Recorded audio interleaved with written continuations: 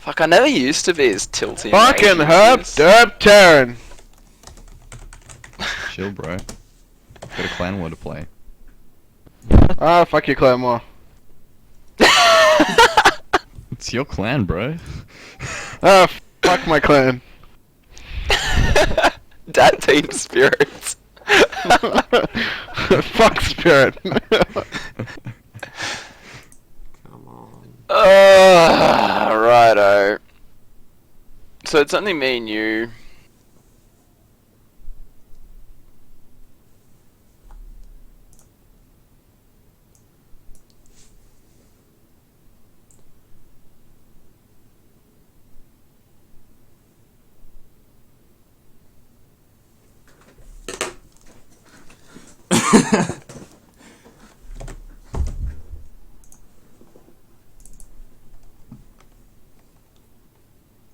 All right.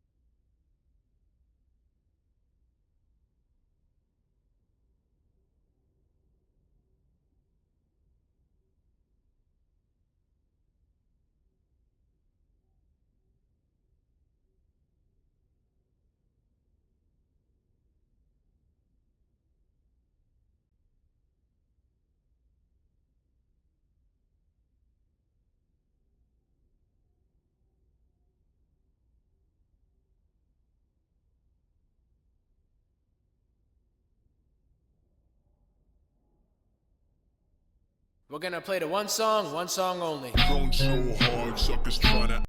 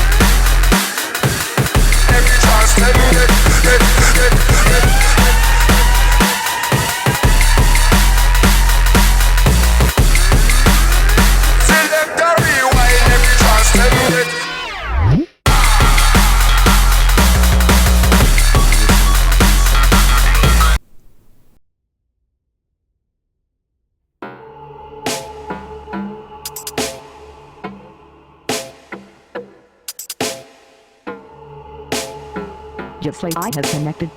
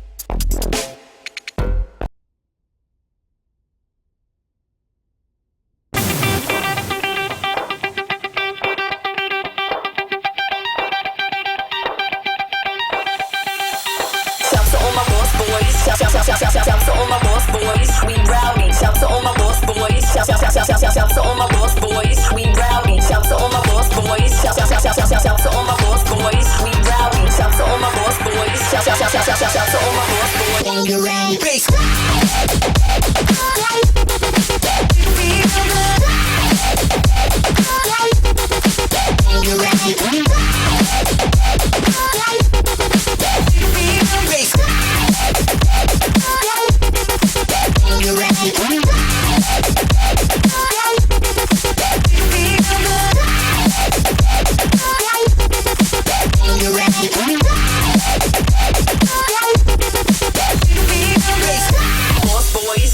Shout to all my lost boys, we rowdy. Shout to all my lost boys. Shout to all my lost boys.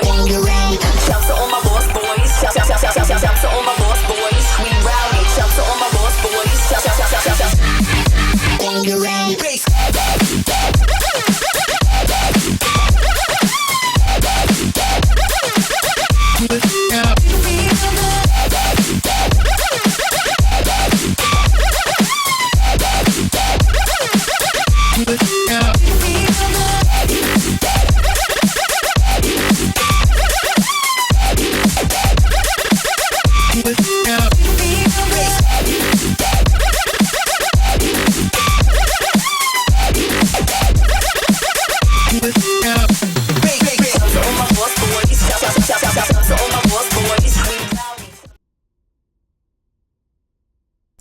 And it begins. Hang on. I'll stay on the page. Thank you, Groove Shark.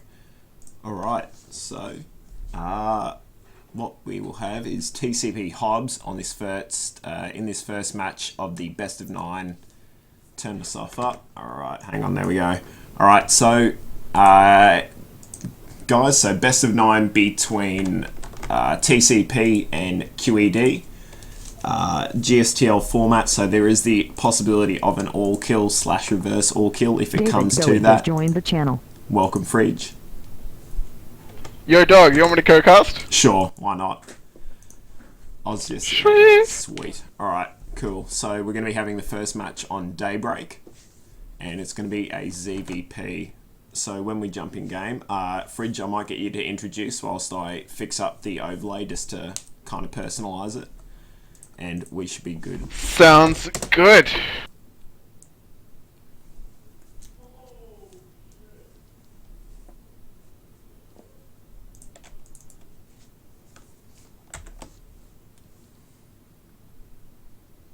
Computer, Earl Grey, hot. Not sure what's the hold up. There might be. Not sure if real life. Yep, so guys, if you just... Yeah, I don't know what's up. Yeah, if you're just tuning in now, guys, we haven't started as of yet. It's still 0-0 at this stage. And we're just waiting for it to start. Yep, just waiting for the first game to get going here. There we go. And there we go. So it will be a PVZ versus TCP Hobbs and QED there. PVZ is something I can actually put in some stuff. Definitely just forgot the word I was looking for. Yeah, no, it'll be good because we each play the races, so it'll be good to have input from both perspectives. And as I jump in now, I'll get you to take us away. Booyah! In the top right hand corner, the yellow Zerk from Team QED is Mazair. And in the bottom... Oh, Phoenix. Sorry about that, internet mate. Hey. Okie dokie. In the bottom left hand corner, the blue Protoss from Team TCP, Team Carbon Pressure is Hobbs. I do a little zoom there because I'm boss. And I'll just get... And yeah, PVZ, definitely an incredibly frustrating matchup here for the Protoss. Nothing more annoying than sitting there just wanting to make stuff and then thousands of roaches coming up your ramp. Phoenix worried a little bit about his that here. There we go. Hobbs opting to go for a forge fast, pretty straightforward, pretty standard stuff here. Alright, and I'm all set up on my end now, guys. So we've now got the scoreboard showing the names for the individual match and then the overall score and what format it is. I finally got Starboard working with XSplit, so we should be much better off tonight than we were yesterday. Nice. What was wrong with it yesterday? I didn't realise that XSplit actually had a plugin for... I didn't realise XSplit had a plugin for Starboard, so I was just trying to do a screen capture. So I had to Alt-Tab out every time, and then today I had a look and found out that it could actually, do it in kind of game, so it worked out. So that worked out nicely, and actually, if I do that, it brings up the screen. Oh, okay, as well. fair enough. Oh, nice. So yeah, pretty standard openings from both players here. Gasless expand from Zare, Forge fast for Hobbs. Nothing much really to say. It's yeah. I mean, I imagine Zare will probably be going for some sort of Stefano Roaches. I think he's fairly comfortable with that build. Yeah, and there's not much of a better map to do it on than this. Being able to have access to that fast third, I should say. I just got a bit muddled there. But yeah, being able to have access to that fast third and then being able to connect it with creep, as you can kind of easily do that on this map, will be a benefit if he does decide to go for that kind of play style. Yeah, definitely. And Hobbs here, if he does get a good read, he should be able to handle this fine. Even a fast third from Hobbs would actually be pretty nice to see. But attacking his own pylon here, it looks as if he's actually blocked his expansion. Oh no! Ouch! That's not. Been there, done that, Hobbs. It is not fun. All right, so the unfortunate consequence. And Hobbs now able to throw down his expansion. Blocking himself, unfortunately. Yeah, it was a little unfortunate here, but a little mishap, and he's on his way back to recovery. Yeah.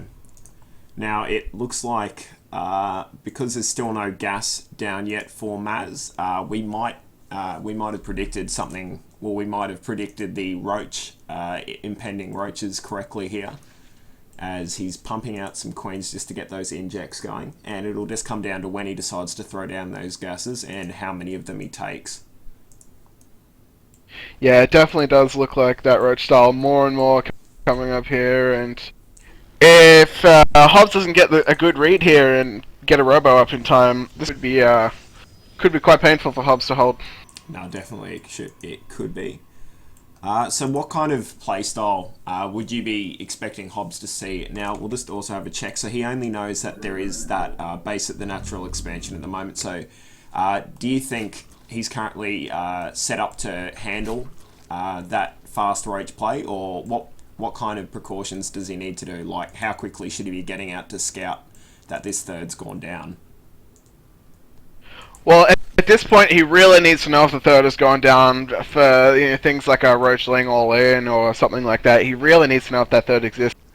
So he's taking a risk by not scouting it, and it's also a good indicator that they are going down that roach style or a heavy muta style. But for the moment, provided Mazir hasn't actually done a Ling Bling all in, he should be fine for the moment. He does, however, need to get that robo down should Mazir be going for that style.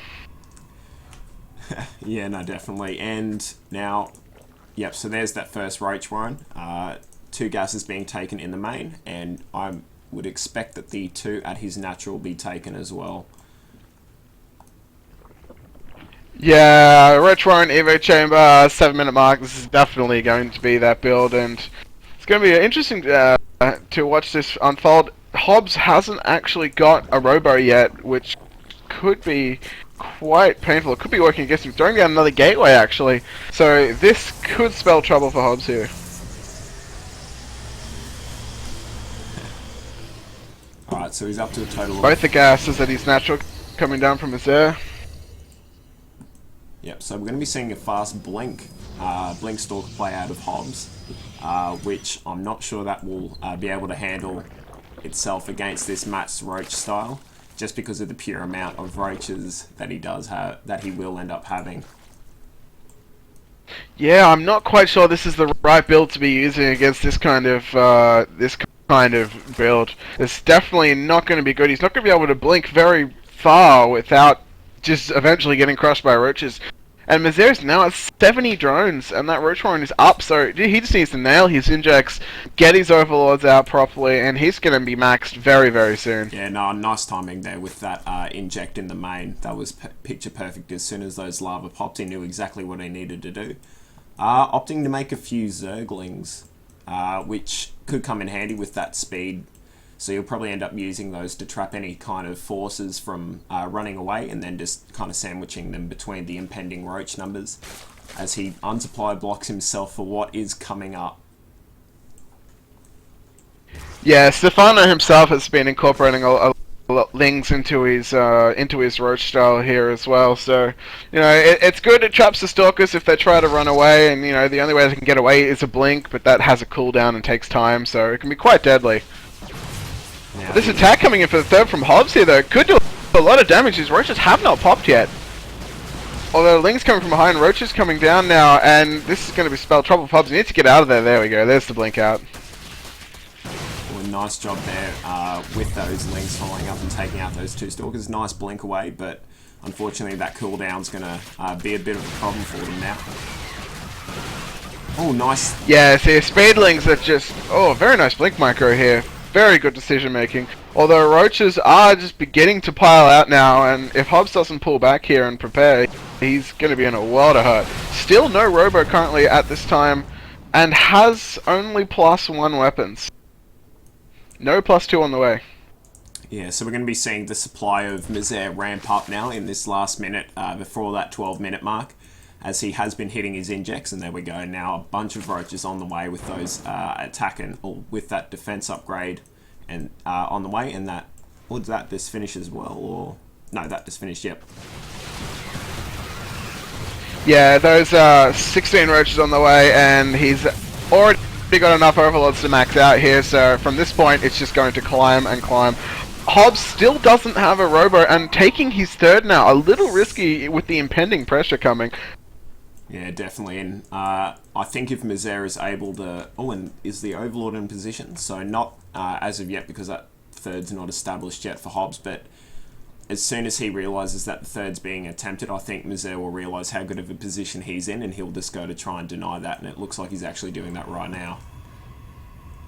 Yeah, he's heading straight over there, and he's going to be like, oh wow, you've got a base. Fine, I'll take that off your hands, thank you. And that's going to fall swiftly here for Hobbs, and there's the cancel. At this point, it's not looking very good for Hobbs at all. 190 supply to 70.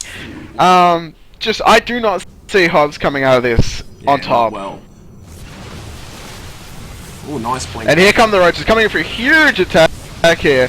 And the Roaches just have to walk in at this point, and they're just going to do so much damage. Yeah, he's got to get those lings in to kind of hold those stalkers in position as well. He's got to make sure that they're doing something, and there we go, the walk forward will allow them to do just that. Yeah, and no amount of blink micro is going to save Hobbs at this point. Pull and probes, and that's not a good position to be in. Roach is still streaming across the map, and I think this will be a swift GG here. Yeah, nice execution here of the Stefano style, just showing how important it is to get maxed out that quickly. And there's the GG. Alright, fantastic. So I'll switch back into the in-game overlay if it will work with me. There we go, fantastic. So Swift Game 1 goes there to QED, and I'll just update that scoreboard for when we go back in. Now let's just go quickly congratulate Mizer. Joey has left the channel. Alright, so really nice opening there for Mizer. Being the victor of that game, that was really nice execution of that Stefano Max Roach style, and unfortunately for Hobbs, he wasn't able to see the full extent of what was happening there. So we're going to have to see who TCP sends out next, and what kind of style Mizer is going to take into that game. So guys, whilst that's occurring, I'm going to put on a bit more music and just wait out the intermission.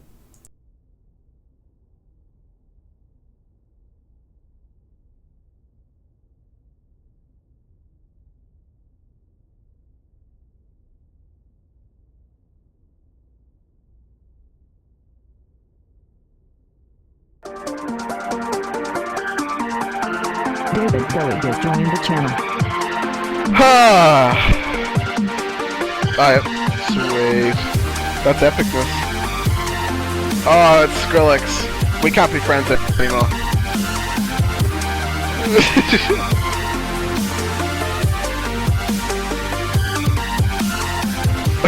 What, losing?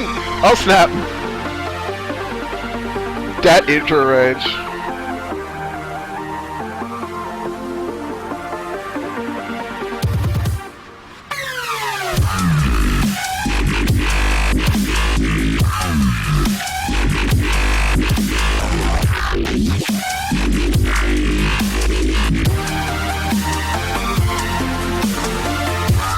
Yeah, exactly. Hang on a second. Rabbit Billy has left the channel.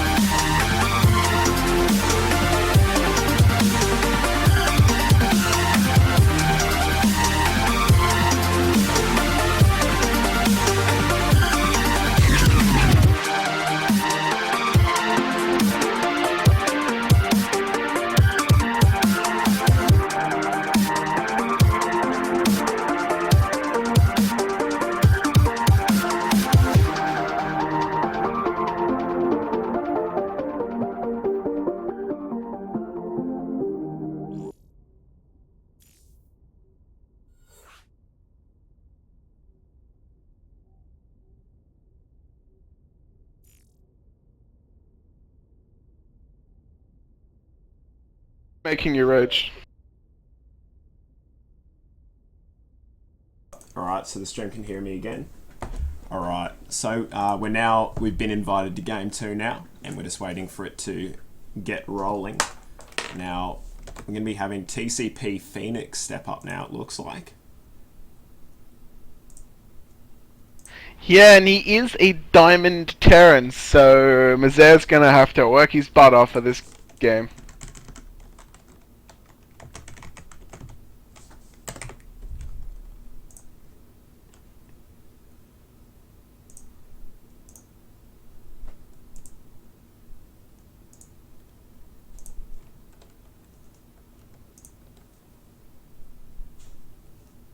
Alright, so I'll jump back into that screen there, and we're just waiting on players now, and as soon as the game's ready to go, we'll jump into it.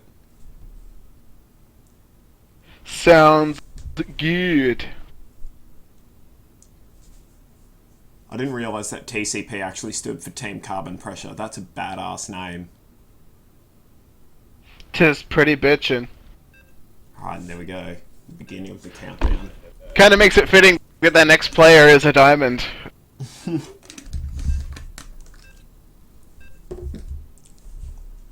Very nice. So we're going to be on Ohana for this map here, for this the first ZVT of the night.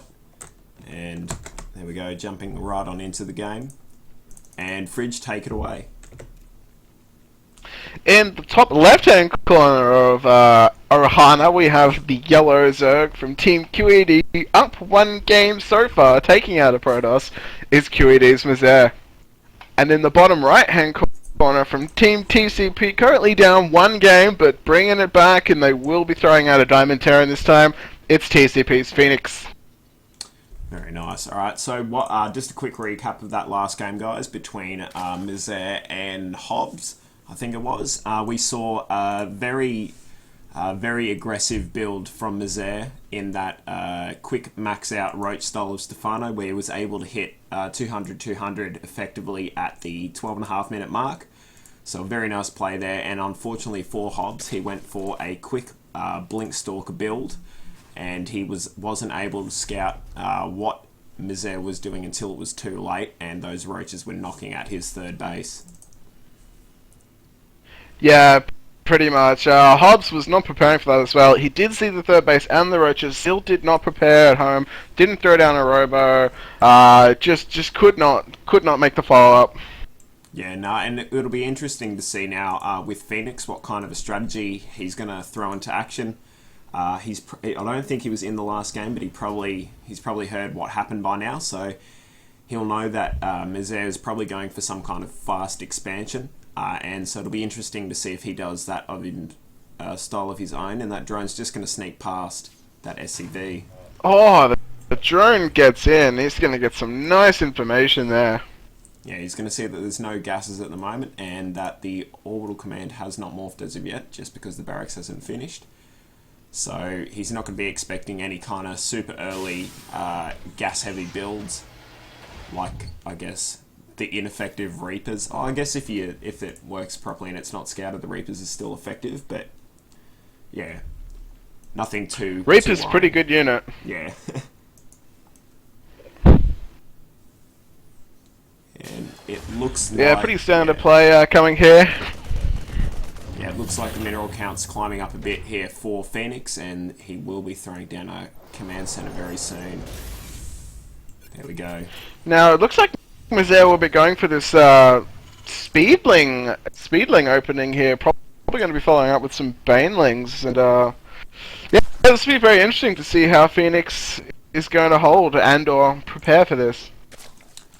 Yeah, no, it's interesting that he's built the command center in his main, not being as confident with what has he had the chance to scout. So he's just going in now, so he's gonna know that something's up, because he will see that gas. So he's probably ended up making a pretty wise decision in building that command center in his base.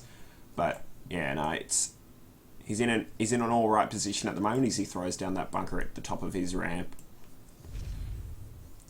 Yeah, definitely, and there we go. That's the speed from Misere here. So this is going to be a very interesting opening, especially if Phoenix is going, actually not going reactor Hellion by the looks of it, and looks like he may be going for some bio play here.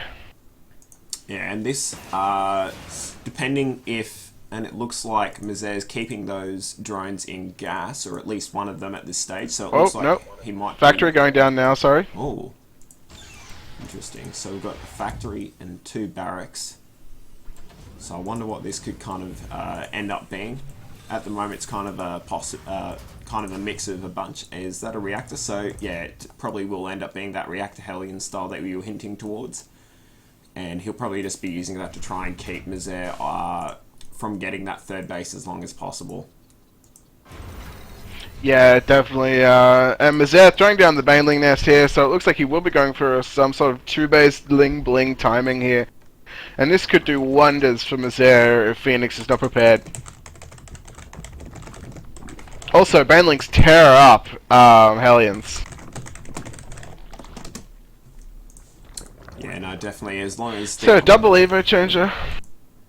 Yeah, no, good, a good spot there. That wall's going to be nice against any Hellion run-bys that will be coming. And that Overlord, the Overlord positioning of Mizzet is actually quite good. Something we saw at a Minotaur last night, just being able to have those Overlords in a position that if there's a drop to come later in the game, he's going to be one of the first, he's going to be the first person to know about it, as he's able to have those in those positions. Yeah, I would like to see Mizzet actually sneak this Overlord in, but it actually looks like Phoenix here is going for a Marauder Hellion all in here. This is going to really actually hard counter Mizzet's build. A Ling Bling build is not going to do very well against Marauder Hellion at all. No, definitely not. And yeah, no, I'd like to see Mizzet kind of try and inch his way into the base to see what's happening. He doesn't know that, or he does know that the second command center went down, so even if he tries to run 2 of those Lings up the ramp, just to try and get some information, that'll be pretty beneficial for him. And he's got to be careful about these Hellions that are making their way down to the third now. Yeah, definitely, and only 4 Lings on the field for Mizzet. Starting to pump out Lings now, and looks like he is actually planning to put on some pressure here, but he will be caught off guard by this Marauder Hellion. Yeah, no, definitely. So it's all going to come down to, when Mizzet sees it and what he's going to do about it. Unfortunately, the Overlord down the very bottom next to that natural expansion of Phoenix doesn't have vision of the gases. And I think if he did have vision of those 2 gases, he'd know that something is definitely in the works. Yeah, he really needs to get some information here. Currently, he's playing very blind at the moment, and he really just needs to sack an Overlord or 2 and really get that info that's going on. Another factory coming up here for Phoenix, so opting to get, I'm assuming, more Hellions out. Oh, and here comes Phoenix out with this push. And Mizzet will actually not see it because he's not on the watchtower. Yeah, and this is going to be very ugly as these Lings move out now. They're going to get picked apart by these Hellions. And there's not Although really Mizzet much- doing pretty good job cleaning up those Hellions, but now he's panicking. He knows what's going down, and 14 Lings on the way, and centrifugal hooks as well. So let's hope that it's not too late. Yeah, no, at the moment he's just got those 62 drones out and the Queens on the field, so he'll need to quickly rally all these Lings into his main just to morph some Banelings. He's got to make sure that he's not wasting them. Oh, and he brought some SUVs as well just to do some repair work, which is a nice touch. And I think we're about to see a mass carnage on all these drones as they try to get involved. Yeah, this is not looking good here for Mizzet. These Hellions and Marauders are just doing so much damage. Ling's streaming out 2 by 2. He really needs to keep all of his units together. And there's the GG from Mizzet. Yeah, no, there's not much he can do there. Unfortunately, that was just a game of information. And unfortunately, Mizzet didn't get quite enough information to figure out what Phoenix was doing. So a nice bit of play there. And there we go. So the first win. So that'll tie the series up at 1-1.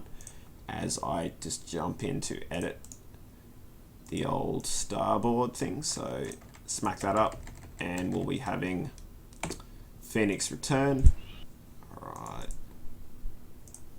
Alright, so once again guys, I'll chuck it over to a break, and we've even got some suggestions for songs to play, so I'll get those up. And thanks Josh Stickles for coming on and doing some modding. Thank you.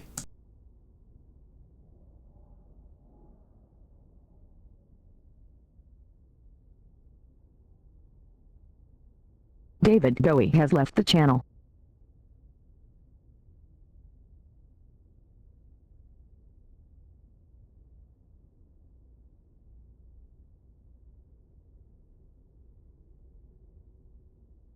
We're gonna play the one song only. Thrown so hard, suckers trying to outmine me.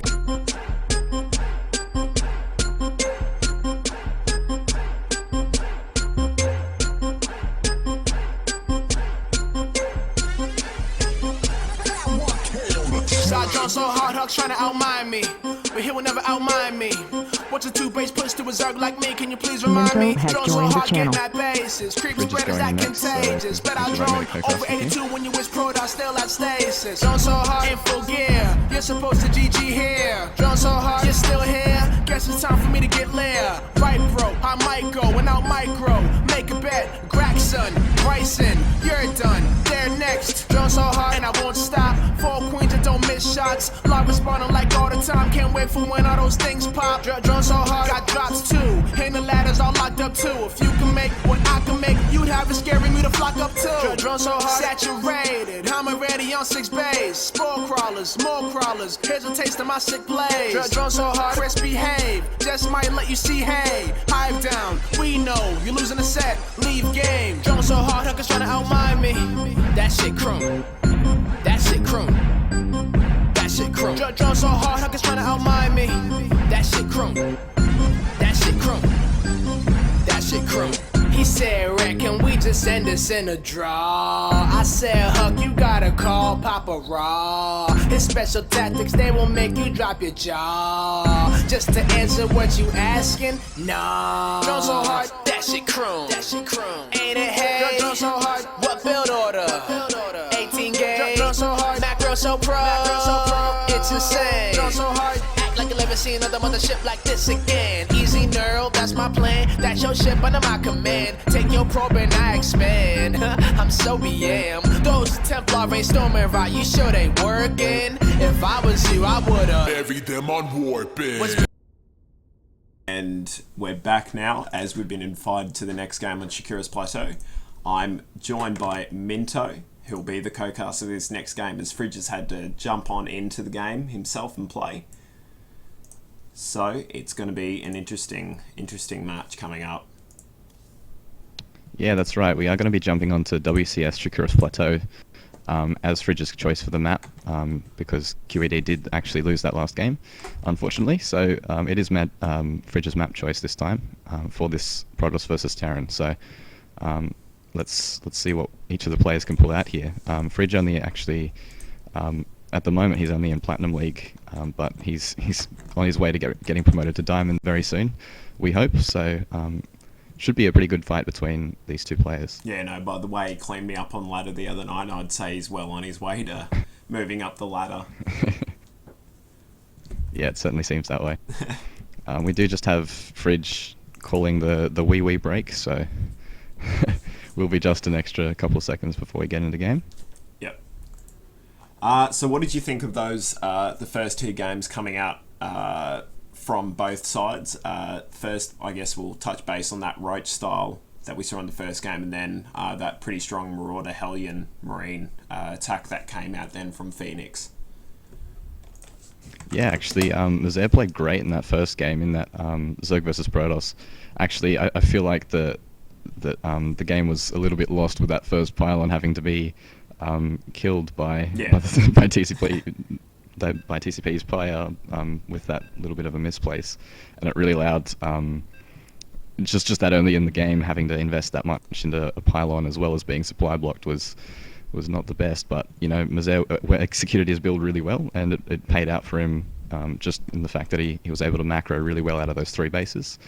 And yeah, in that second game we saw that Marauder Hellion style being really good with denying scouting, and yeah, Mazair just really didn't have any idea what hit him when those Hellions came to deny out the creep spread and the lings at the front, and it turned out to be a really good combination. So actually now we are in game, and here we go. Do you want to do the introductions? Sure, I've just updated the scoreboard. So we're now at 1-1, guys, in this series as I bring up the production tab. And in the top left-hand position of this map, we have our green Protoss for the team QED Fridge.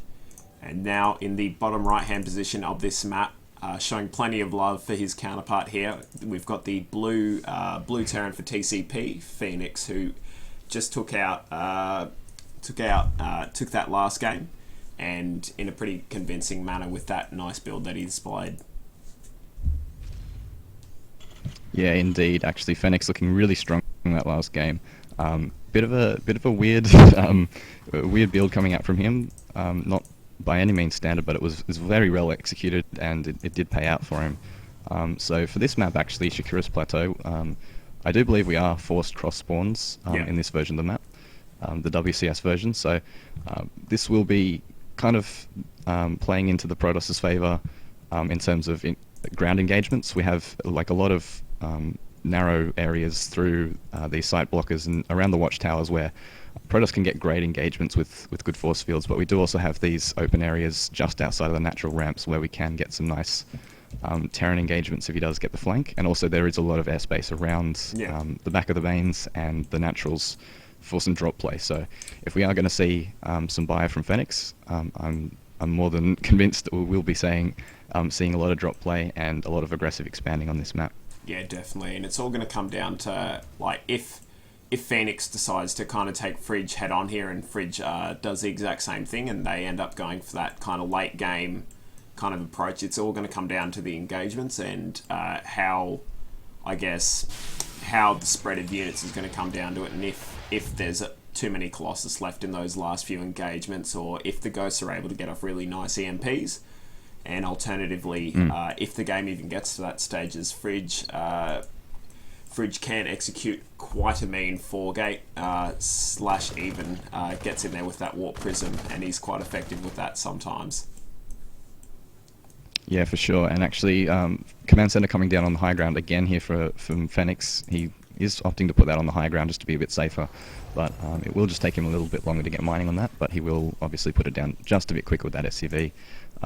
Really, the timing isn't going to differentiate by that much in the end. And it does look like we're going to have a 1-gate expand from Fridge. Both of them looking to play this macro game. And yeah, as you said, it's going to come down to the micro and the engagements, and also the harassment potential of Warp Prisms and Medevacs. Yeah, no, definitely. So, what kind of going on in this? So we've got their team's currently sitting at 1-1. It's a much better position than QED was in last night. So would you be expecting to see... For sure. Throughout this kind of clan war, would you be expecting to see kind of much more relaxed and a bit more safe and defensive builds coming out in these matches? Or would you be expecting kind of that balls to the wall mentality where it's just try and take the wins when they're available?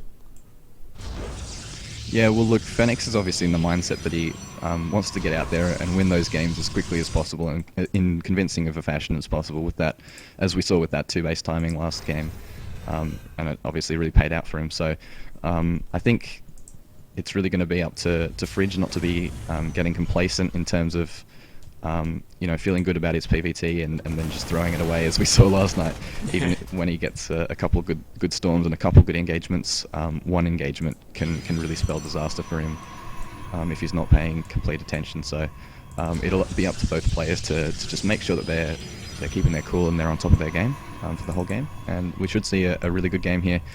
Just these two Stalkers and Zealot pressuring the bunker now, going to be repelled pretty easily up this ramp, not going to do any damage at all really.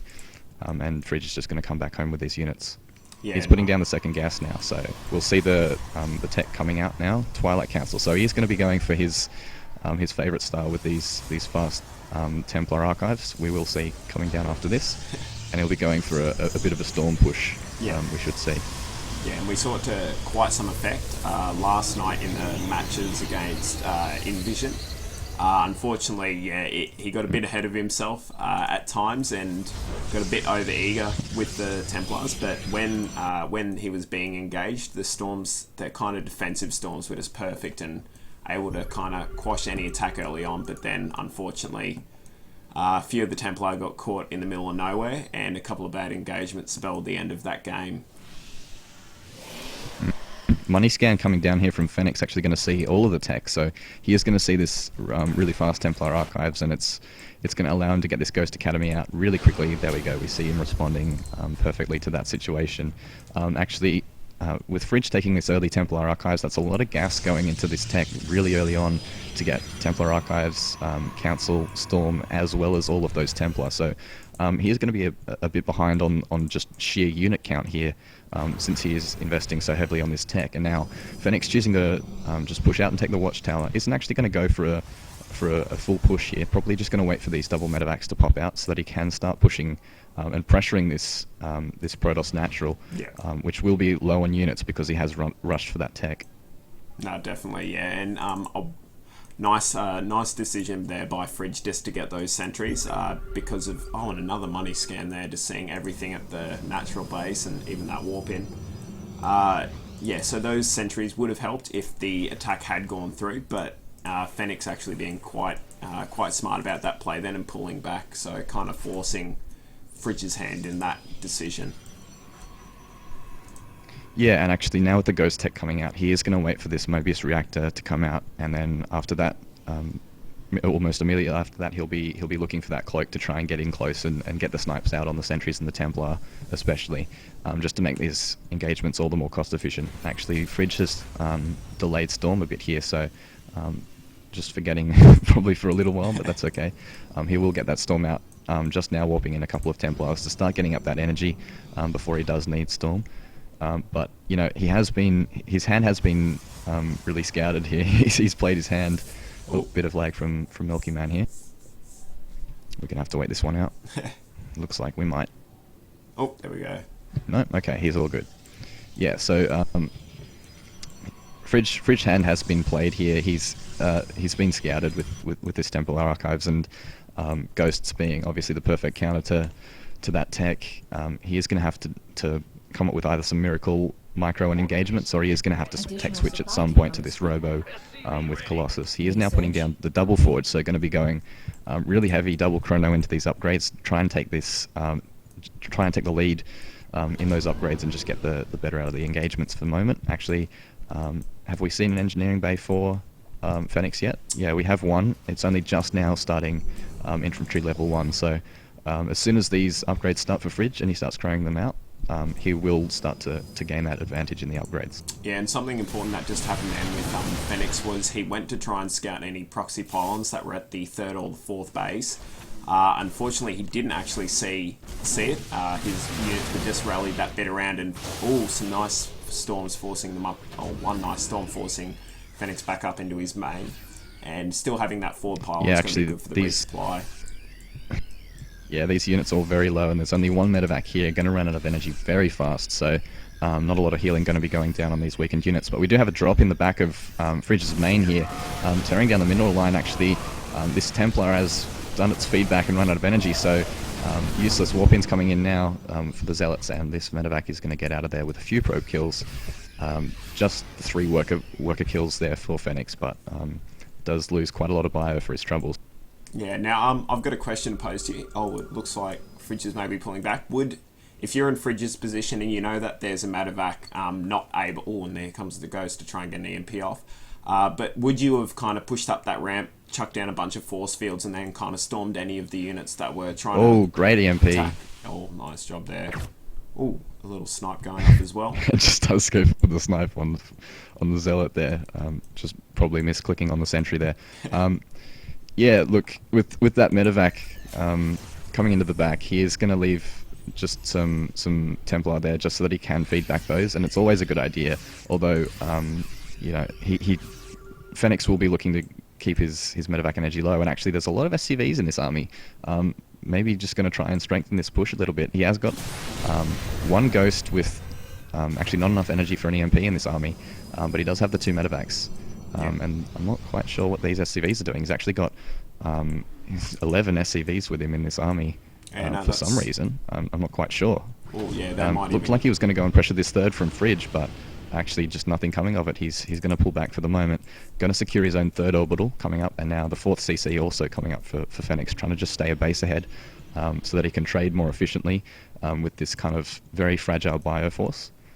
And he is, only just going to get this +1 armor upgrade, so +1/+1 just about to finish for Fridge. He is now going to have the upgrade advantage, and Robo Facility coming down. He has started this observer production, so he's going to try and get in there and scout the base. Charge also coming down, so really going heavy on these upgrades, just trying to make the most of the units that he has, which is a great idea because he is going to be low on the gateways because of that tech rush, and this Ghost here actually going to take the watchtower and does manage to snipe off that Templar.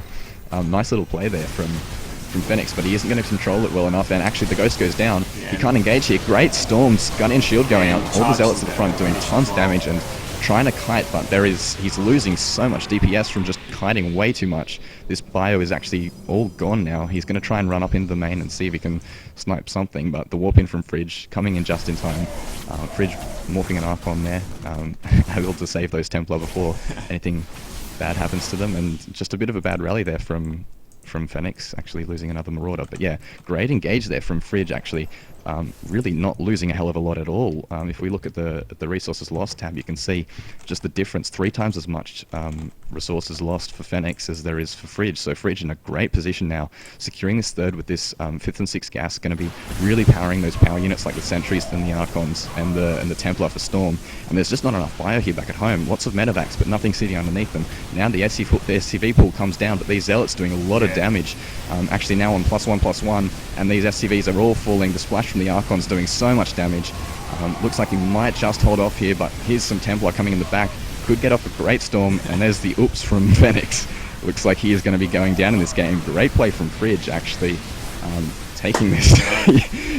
Phoenix saying he's forgot to make units, and there's the GG. Well played from Fridge. Very nice. Great effort there. Yes. Able to take that game in quite convincing fashion. Yeah, so QED's leader stepping up there and being able to push the series back out to 2 is 2 to 1. So I'll just update that, and then we'll just go to another quick break whilst I chuck on some music and we wait for the next match to be decided. So I'll just set this up now. Bang, bang, bang. Update, close, change that. Alright, and let's see, what song are we going to have up next? We had...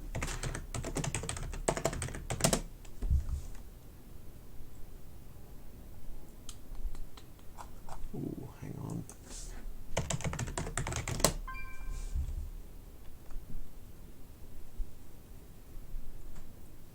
And GG is being thrown down all round from... Minto has left the channel. Minto has joined the channel. And let's see if I can find this. Looks like I'm going to have to go to YouTube to source this one down.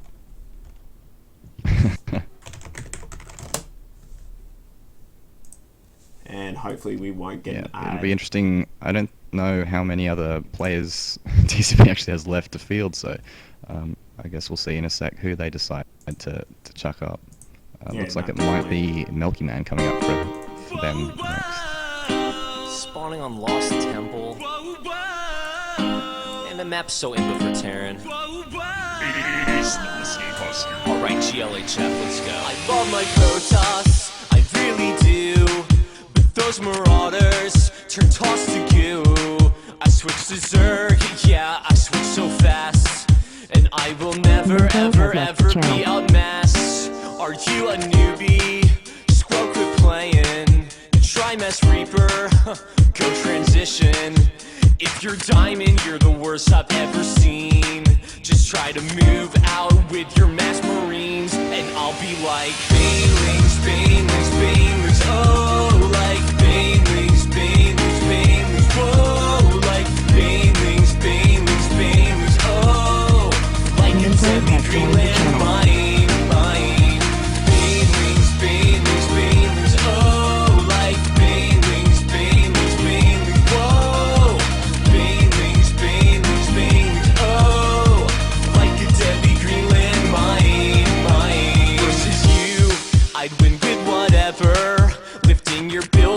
Yeah, you sure are clever, and I wanna keep my cool, but you won't GG. You need to leave the game, you need to be less lame. You're base in pieces, 0 SCVs. My links will own you, yeah, I got them on a hotkey. You're going down, down, down, down.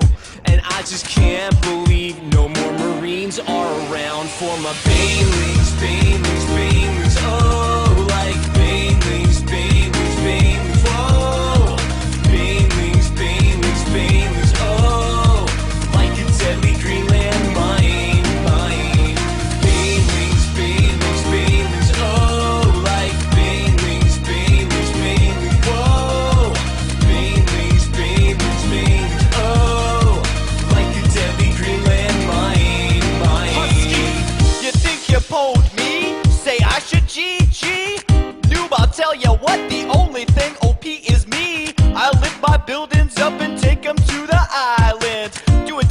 shot, fist build, 30 minutes of the game, you don't know where I went. Do you even scout? Boy, you don't know what's up. Get my bars and my drop tips, take 'em fuel base, and now I'll blow you up. You got no workers now, you got no buildings now. This is kind of embarrassing. Ain't even got no banelings, banelings, banelings, oh, like banelings, banelings, banelings, whoa, like banelings, banelings, banelings, oh, like a deadly Greenland mine, banelings, banelings, banelings, oh, like banelings, banelings, banelings, oh, banelings, banelings, banelings, oh, like a deadly Greenland mine. Done with Zerg, that's it.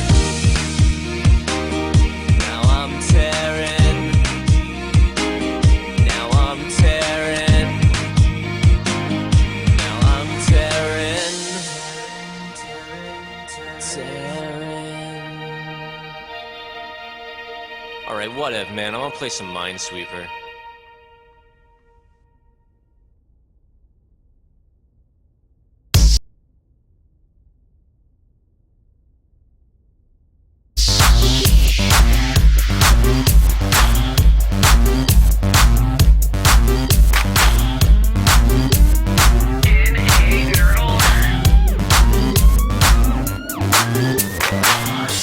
When I play StarCraft, Bronze League players better watch yourself. I tear up the league, next up, first place. Alright, and we're back. For some reason, my game did not take me to the lobby, so I didn't realise I was in there. But here we go. So, guys, we're going to be having a PvZ game with QED Fridge now taking on TCP Milky Man. And I might get you to do the intros again whilst I update the scoreboard as soon as we jump in. Sure, no problem.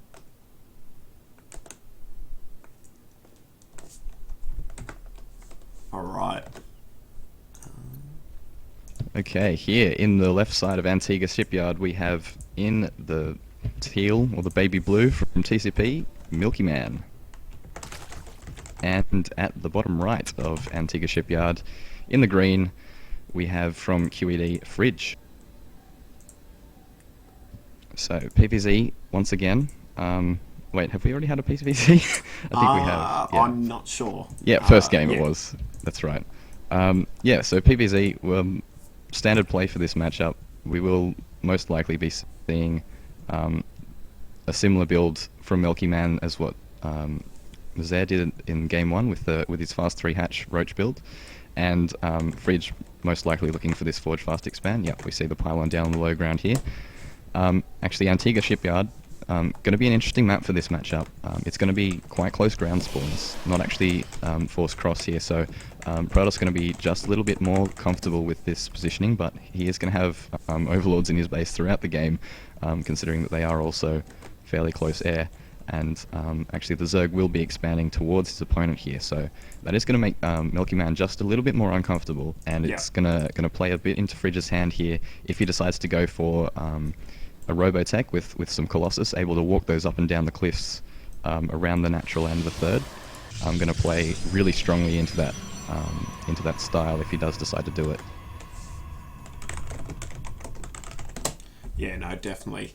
Alright, so now we're in the stages where QED's now pulled out a lead again, thanks to the Fridge Master, and so it's going to be interesting to see how this kind of affects Milky Man. Now, I had a quick look and I saw that Milky Man was also a Platinum player, so these guys should be on an even caliber. So it's all going to come down, I guess, to at this level, mechanics and then decision making, and then I guess a little bit to the build order that they choose as well. Yeah, that's right, and definitely just sticking to that build order, and the execution of that build order is going to be absolutely huge. Actually, Fridge is going to come in here and he's going to scout the hatch first, and even with his Overlord here, this could be really dangerous for Milky Man if he doesn't respond correctly, if Fridge decides to cannon rush here. Yeah. Always a risky move to go hatch first in this matchup, just because of the ease of which a probe can deny your expansion almost permanently, at least for the early mid stages of the game, that's for sure.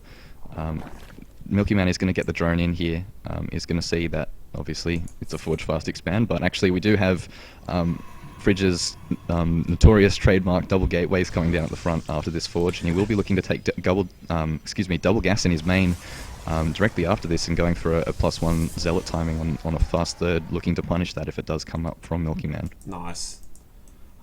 Looks like Milky Man's actually doing exactly that. Ooh, and Fridge misses the and chance Fridge to block. does... Yeah, he does scout the drone going up there, if he was paying attention, that is, but that remains to be seen, I think. But yeah, he hasn't scouted the hatch directly yet, so he doesn't quite know about the third hatchery, but he can obviously assume that will be there.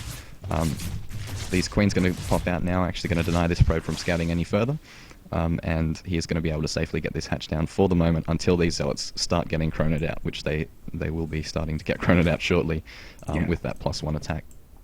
Yeah. And there was what do you call it the other night when we were doing a bit of practice as so as that first zealot pops out and the second one gets rallied up. As we were doing practice the other night, and I was practicing that Max Roach Stefano build, something that always threw kind of like my play out the window was this +1 zealot timing, and how critical it is to be able to see that it is coming, and to be able to chuck up spines before it's too late. Yeah, that's true. Actually, no Overlord in the base of Fridge for the moment, which actually Milky Man could safely afford to do that, since there is actually not going to be any stalkers out early game for Fridge, and these zealots are going to get scouted by the drone, and he is going to see the double gateway at the front. Actually, Fridge not saturating the second gas in his main, bit of a blunder there. He's going to need that gas for +1, and there he goes, getting into it now. Just going to start +1 right now. Going to chuck all the chrono into that. I would assume, as he is going to start rallying these zealots out. Going to look to push with 4 to 6 zealots at this third base and see what he can deny. Speed actually not finished yet. Actually, skipping speed for a faster Roach Warren here is Milky Man, and hopefully he will start that speed soon. Yeah, otherwise he's going to have an even rougher time dealing with this, but Roach's popping will be able to deal with this just fine, assuming that he can get them out in time. But a few link kills coming here for Fridge. Is going to get a scout solidly on this third now, and Spine's only now just coming down, so a very late reaction here. Might be able to pick up a few drones and a queen, and will force the cancel in this Spine. The +1 isn't actually done yet, so it's still only halfway done. Good micro here from Fridge, actually managing to keep all of the zealots alive so far, and this queen is relatively undefended here. Lings coming in from the natural. There's a lot of Lings in production, and now Roaches as well, so looks like this will get cleaned up in time, but there are more zealots getting rallied in, but it doesn't look like actually +1 will even play a factor in this. He might actually get the queen here. No, he isn't going to target it down, so does manage to save the queen, but does lose a few drones. But if we look at the resources lost tab, it's a pretty even trade. Yeah. But there were 3 worker kills there for Fridge, so a little bit of damage done. But the most important part of that really is the fact that he's forced so many Lings out of the Zerg at this early stage, where he has to be just, purely droning, and these Lings are going to come up here if they decide to poke around and maybe try to do a run by. They're going to just be met with cannons and +1 zealots, and without speed, nothing's going to come of this at all. Yeah, and it was a nice job as well just to note that he did force speed, so if Milky Man didn't originally have speed worked into his build, he has at least chewed up enough gas for 4 extra Roaches and kind of delayed any. Well, these 4 zealots are going to push out.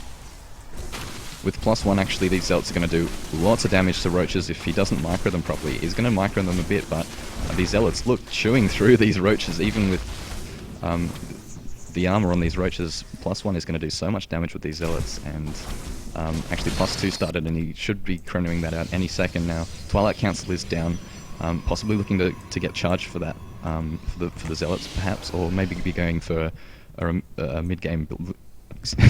A mid-game blink play, but we do see the Robo coming down now, so I'm going to assume that he is going to start harassing with these Warp Prisms any second out of this Robo Bay, as he does like to do, Fridge. Yeah, and as he said the other night, the sentries are really important in the defense of this kind of fast Roach style, and I'm sure he'll be thinking in his head as soon as the Roaches come to attack, split them up, or chop them in half, as he was saying the other night on Vent.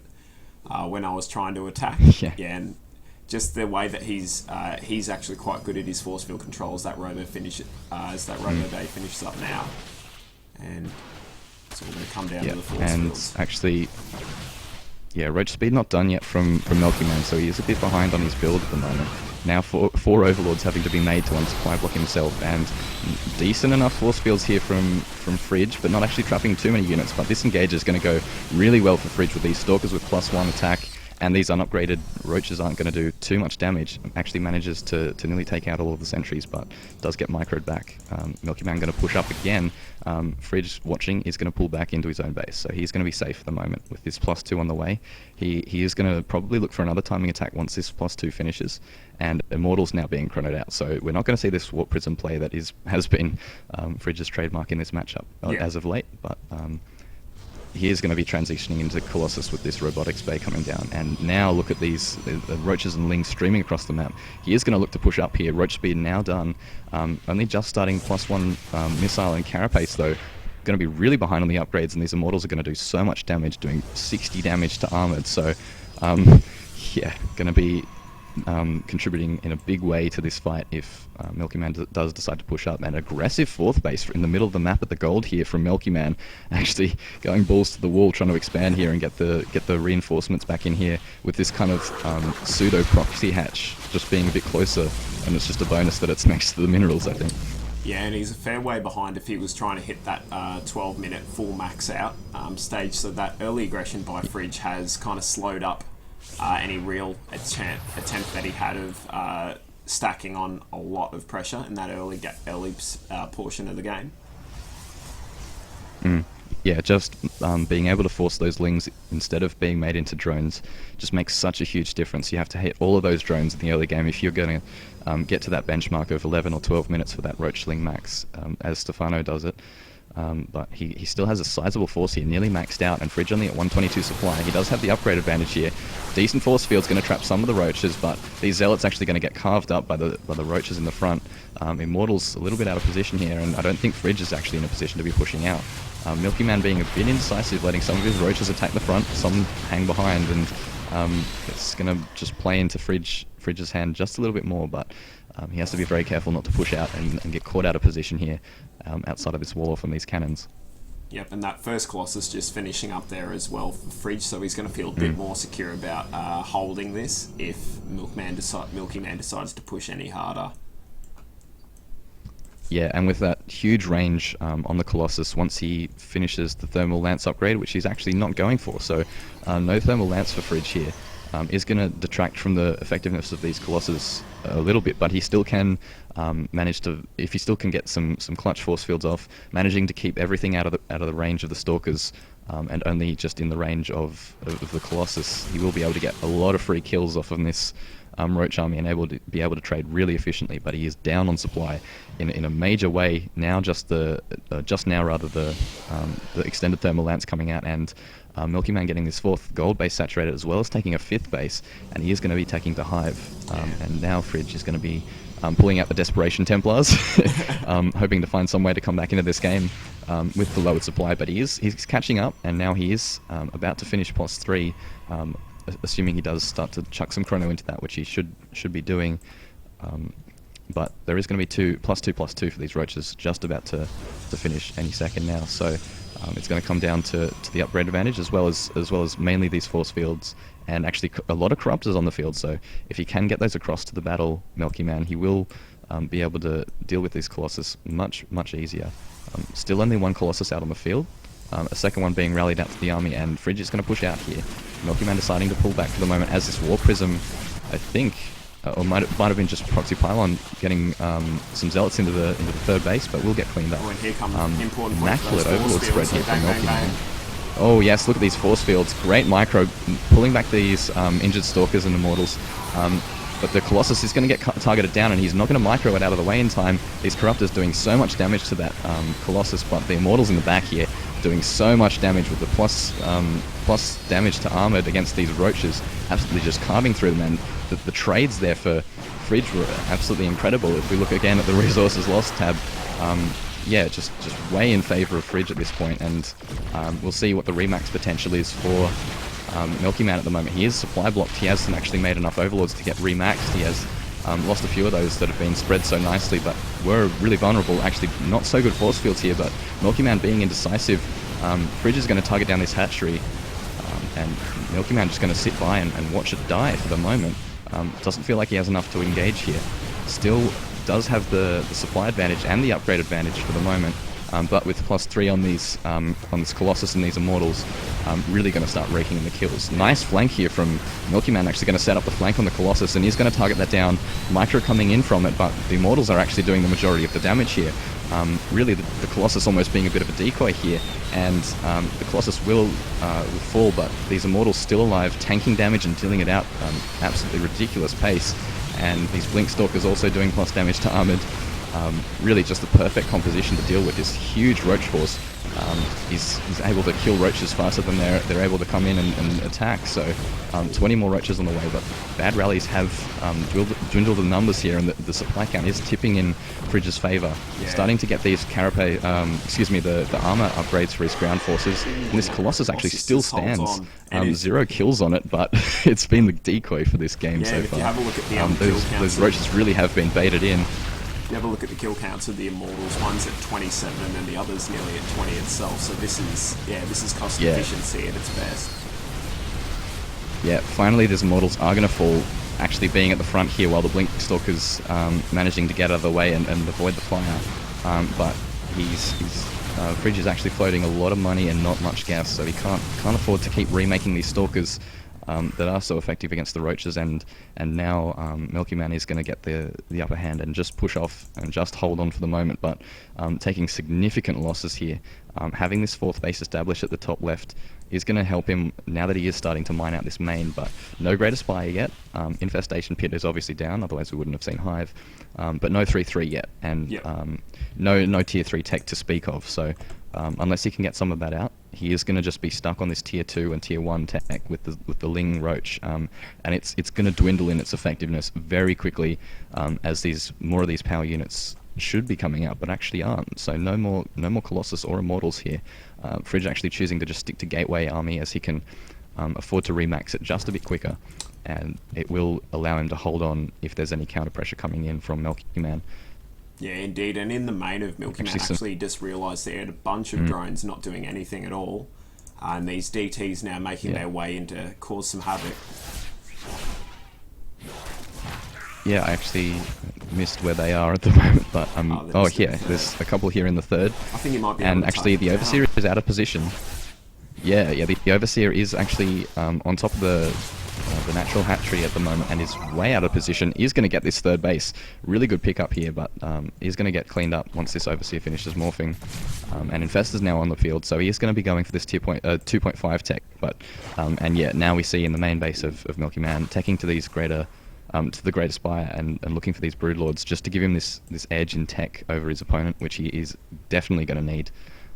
Actually, Fridge still sticking to Gateway units, so this could turn in Milky Man's favour in a second. Lings and Roaches streaming across the map now. The fungal growth on the Infestors onto the Blink Stalkers will prevent them from blinking out of the way, so he could get a really fantastic engagement if he does micro this really well, but there is just a lot more supply for Milky Man at this point, but he has lost his 3rd base, is actually saturating his 4th now, but hasn't taken the gas, so he will be starved a little bit for these resources, trying to get these Broodlords out.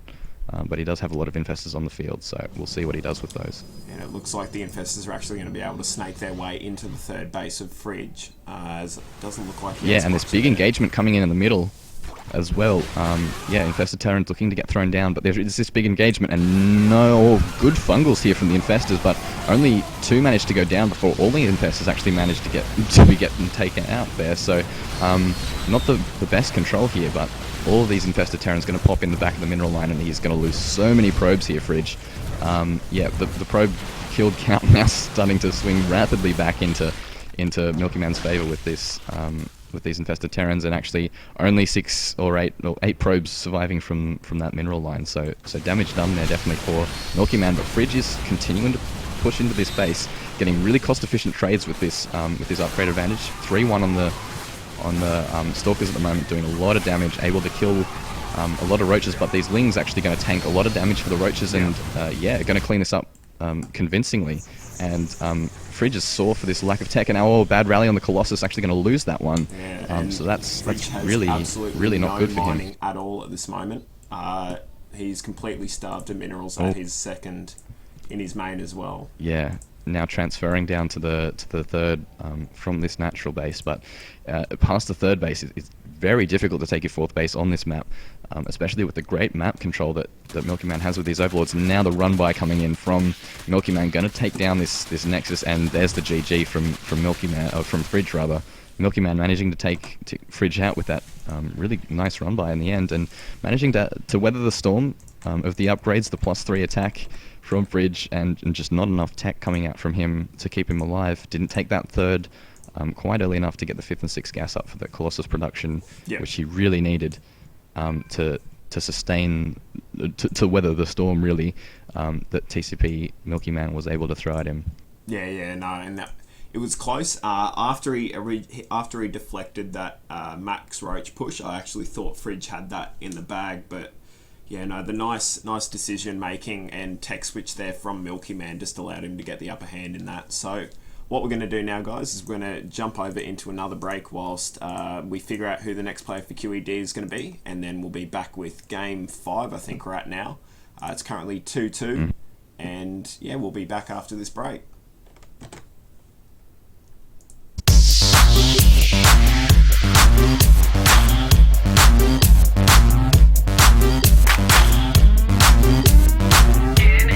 Minotaur has left the channel.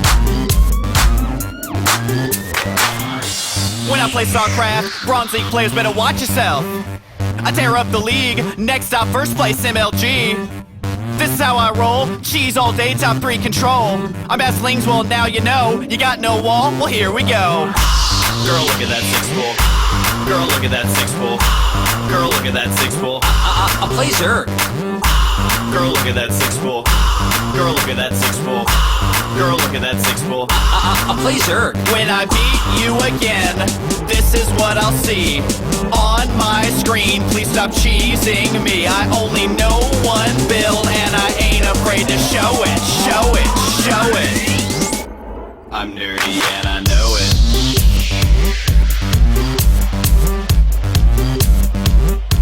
I'm dirty and I know it.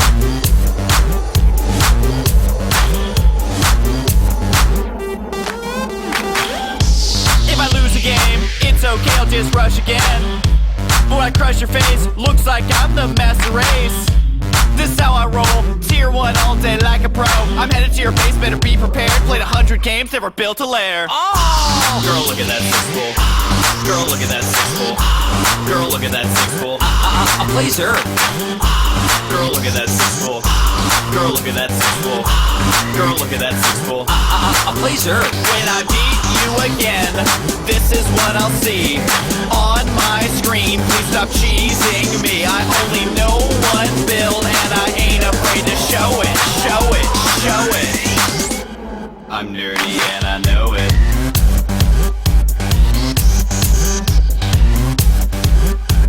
I'm dirty and I know it.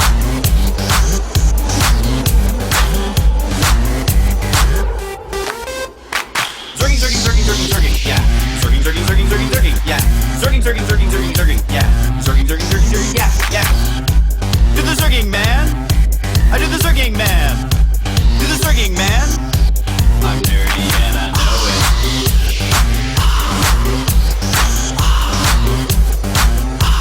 I'm dirty and I know it.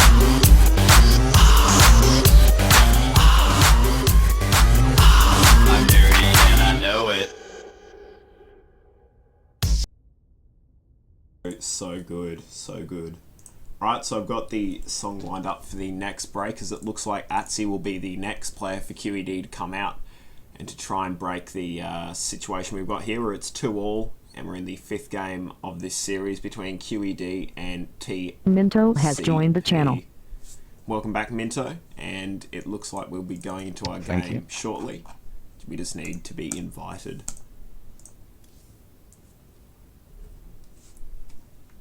Unfortunately, Fridge has a serious case of the casting Siebes, so I've volunteered to take over for the moment. Nice.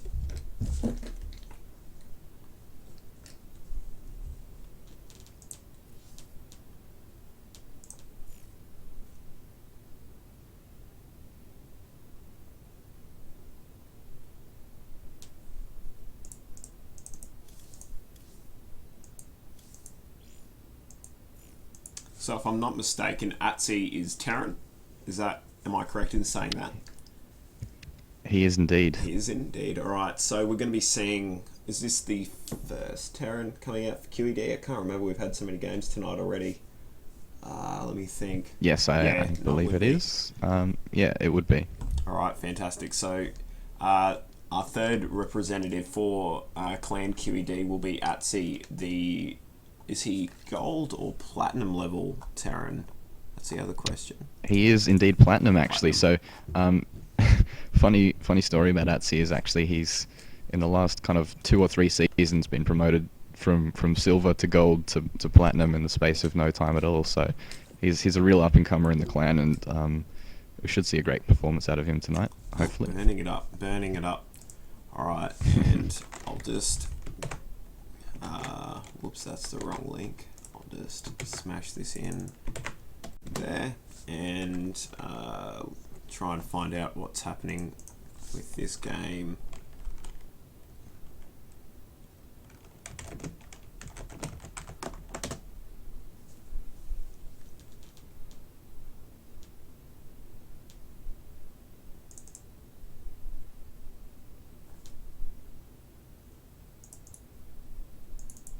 Alright, so last night when I had fridge casting, we did a bit of a Q&A or a bit of a who's who. So whilst we've got you here, Minto, we might as well do a bit of a short biography on you. So if you'd like to just tell us a bit about yourself, what race, what level, how you got into StarCraft, all that kind of jazz.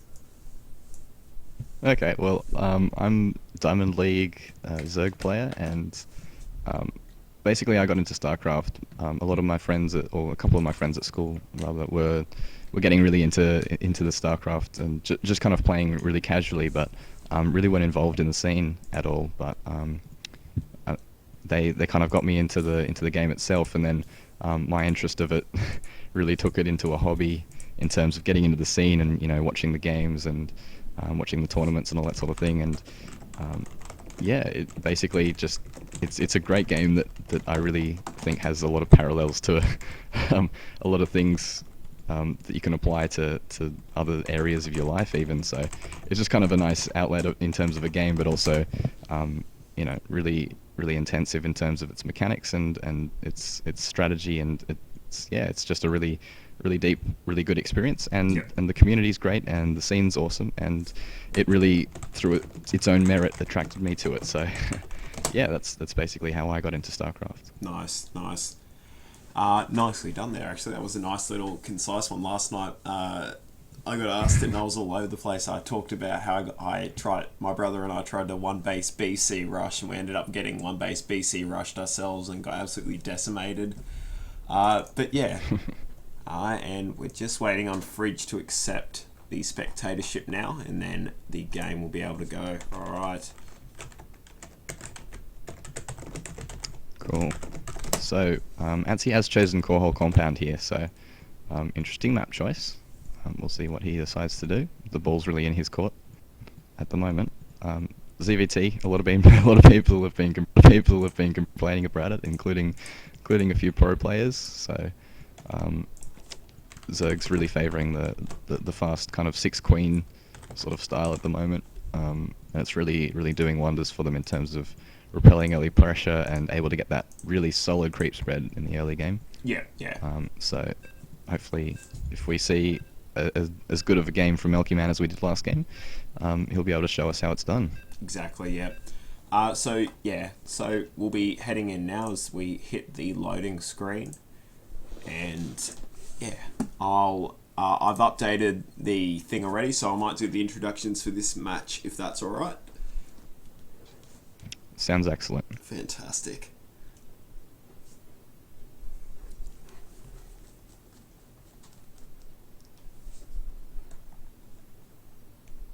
Alright, as I switch on over into the game, as my F1 button tends to get a bit stuck sometimes, we've got in the bottom left hand corner of Core Hole Compound the red Terran coming out for QED in their time of need at the moment.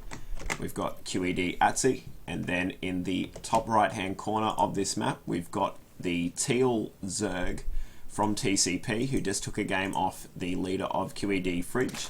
We've got TCP Milky Man. This map is actually a really interesting map in terms of just the layout of the bases. It's somewhat similar to the old school map Zelnaga Caverns, although obviously without the destructible debris blocking that third base from going up for the Zerg, so it is going to be a little bit easier for him to take his third if he wants to, but obviously two-player map, very short rush distance, so early pressure is going to be great from the Terran here, but also two base timings in terms of a Roachling Baneling all-in or something similar could also be incredibly effective on this map with the actually really wide natural choke here is actually going to take quite a few more bunkers than you usually would to be able to defend that efficiently from such an attack as a Roachling Baneling bust.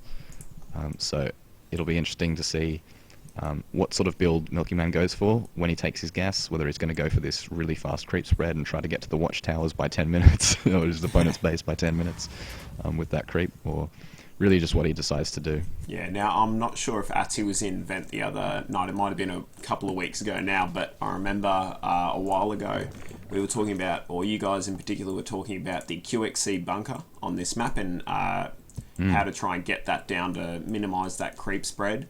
Do you think Atsi would maybe be able to pull that off here, or do you reckon he's just going to try and stick with what he knows, I guess?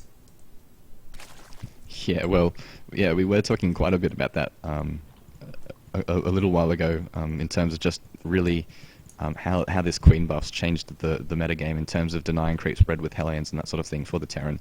So this bunker coming down for the outside the natural to deny creep spread is a great idea, sure, but the problem that we found with it was that if it was denied, if a drone scouted it and started wailing on the SCV and the Lings came out to try and take it out, it could sometimes get out in time, it could sometimes finish the bunker, but if it didn't, it left you incredibly open to counterattacks with a couple of Marines already being out on the field, able to be cleaned up by Lings so easily, as well as the wasted money of the bunker, as well as the wasted mining time from the SCV. So looks doubtful like we're going to be seeing that from Atsi. He does most of the time like to play really safe and standard, so just standard 1 racks FE coming out from him, and then the double racks actually coming out after him after that. So no Marine tank, it would seem. Actually, he's going to take 1 racks and then 1 gas, so he's going to be a bit more versatile in his build here. Maybe not looking to go straight up bio, possibly also looking for a little bit of early tech, like an early double medevac push, or an early +1 with combat shield timing. Yeah. So it's really up to him what he does with this gas, and it'll be interesting to see where he goes with it. Yeah, now if you saw this kind of an opening as a Zerg player, as you are, what would be your default response in this kind of a situation? Would you try and take another base as soon as possible, or would you try and mount up a bit of an all-in attack?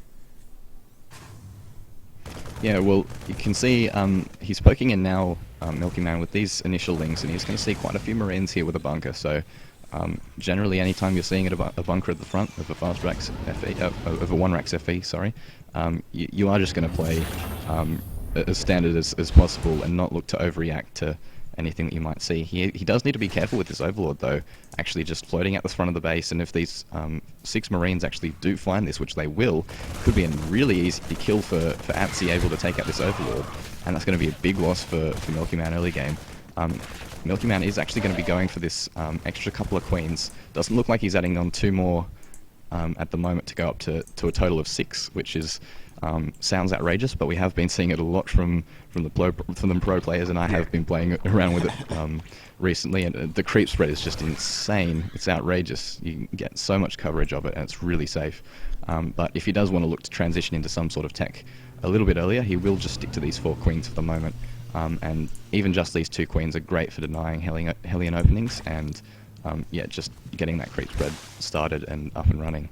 Yeah, no, definitely. And the defensive spine crawler just being thrown down for Milky Man as well to try and stop any super early pushes, I guess, and it'll still probably have its merits later on into the game. He might even be able to kind of reposition it against drops or something if he doesn't feel that there's what am I trying to say? The threat of a frontal assault is something to be worried about. He might, try and sneak it in behind at the mineral patches or something.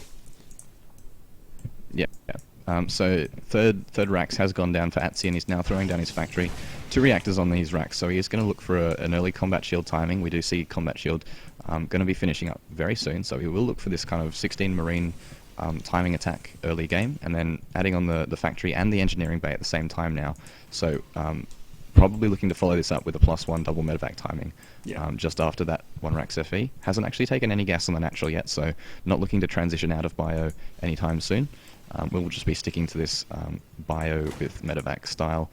Marine down at the 3rd actually just to deny any drone from coming down there, and he might actually pick up a free overlord if nicely played there by Milky Man Atsi. doesn't deny this. And yeah, yeah, good grab from him. That's again, as I was saying just before, losing any of these overlords early in the game, this actually is going to supply block him, and with no overlord on the way, that's going to be a real hit to his economy and to his just army production. 24 lings actually on the way, so he actually does look like he's droned up on both of his bases, so he can afford to just spam out the lings here. And he has thrown down a Baning Less, so these can either be for defensive purposes, or he can go for a really aggressive play, but it does look like it's just going to be playing a bit defensive, as this 3rd hatchery is going to be coming down at his 3rd base if the Marine doesn't deny it. And it will get down there in time and place the hatchery down. And these lings will come in behind and clean it up. Yeah, actually, really delayed speed here from Milky Man, actually not using his gas perhaps as urgently as he perhaps should, with a bit of a delayed lair as well as a delayed speed and double evos here. I'm just going to delay that infest attack by a lot, and whoa, all of these banelings now, 12 banelings morphing at the 3rd base. I'm not too sure what he plans to do with that, because it's going to be a long walk down to the other end of the map, and with baneling speed nowhere near in sight, it looks tough for him to get aggressive with these, but no. There are a lot of lings and a lot of banelings here, so possibly just looking to pressure this 3rd base from Atsi, and with pretty much just only Marines from him at the moment. There are 2 bunkers at the front, and yep, we are going to see this baneling bust coming from him. Milky Man going to check for this 3rd base, will find it, and will or maybe doesn't find it, no, he does find it, and will force the cancel from Atsi. And yeah, now Atsi sees all of these banelings trying to split up behind the bunkers, but actually all of the lings getting killed. So these banelings without any defense, and good split here, baiting in the banelings to try and take some free kills. And yep, now with no lings in support, he is going to have to back up all of these banelings, hopefully not getting caught by these Marines. Actually, yeah, not very cost efficient hit from him here. Atsi just doing a great job of sending out 2 Marines at a time just to just pressure these banelings and get bad detonations and just waste the 25 gas per baneling that it takes for him to morph those. So actually Milky Man is going to be droning up behind this. Actually not with the supply lead, but he did manage to deny that 3rd base, so that's going to be tough for Atsi to try and get back up, although he is throwing down the macro CC in his base. He has added on another couple of racks here, and now with these 2 medevacs popping, and with +1 just finishing at the same time as Stim, really great timing here from him, knows his build inside out, I guess. So he is going to be looking to push out with these 2 medevacs, and assuming that he can split really well, he should be able to take on this army just fine.